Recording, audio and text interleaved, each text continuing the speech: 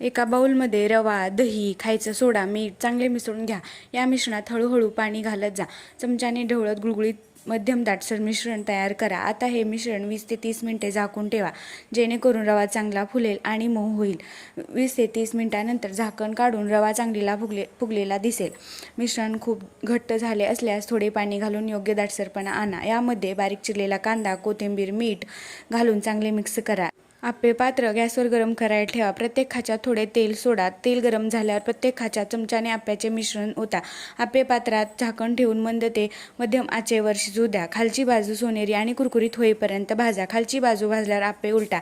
दुसऱ्या बाजूने सोनेरी होईपर्यंत 2 ते 3 मिनिटे भाजून घ्या. आप्पे दोन्ही बाजूनी चांगले भाजल्यावर ते प्लेटमध्ये काढून घ्या. आप्पे नारळाच्या चटणीसोबत, शेंगदाण्याच्या चटणीसोबत, टोमॅटो सॉससोबत किंवा नुसतेच खाण्यासाठी सर्व्ह करा.